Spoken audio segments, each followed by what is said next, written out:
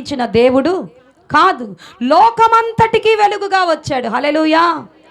యోహాను సువార్తలో 1వ అధ్యాయములో ఆది యందు వాక్యం ఉండెను, వాక్యము దేవుని యొద్ద ఉండెను, ఆ వాక్యమే వెలుగుగా శరీరధారి అయి మన మధ్యలోనికి యేసుగా వచ్చెను. ఈ వెలుగంట అంగీకరించిన ప్రతి ఒక్కరిని వెలిగిస్తుంది. ఆమేన్. యేసయ్య నాలోనికి రా అంటే వస్తాడు. ఆయన మర్యాద కలిగిన దేవుడు. స్తోత్రం.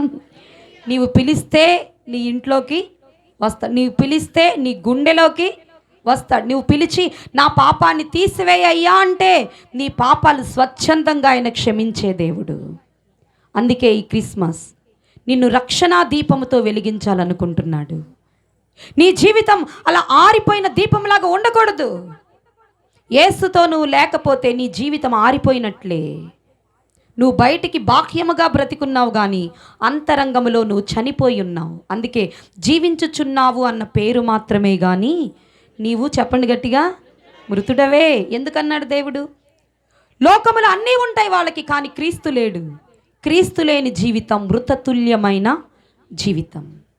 అందుకే క్రీస్తు నీలో ఉద్భవించటానికి, క్రీస్తు నీలో పుట్టటానికి క్రిస్మస్ దేవుడుగా 2025 సంవత్సరాలకు ముందే అనంత లోకాలను విడిచిపెట్టి ఈ లోకములో నీ కొరకు అనుగ్రహించబడిన ఒక అద్భుతమైన శిశువు ఆయన. కాబట్టి ఈ క్రిస్మస్ అయినా నీ కుటుంబాన్ని రక్షించునుగాక. ప్రభువుని ప్రేమతో నోరు తెరిచి పిలవండి. ఏమనంటే, యేసయ్య నా ఇంట్లోకి మీరు రండి, నా జీవితంలోకి మీరు రండి. నీవు నా హృదయములో లేకుండా నేను ఈ లోకములో ఏది చేసినా వ్యర్థం. ఈరోజు ఈ క్రిస్మస్ వేడుక ఒక నూతన నవీనమైన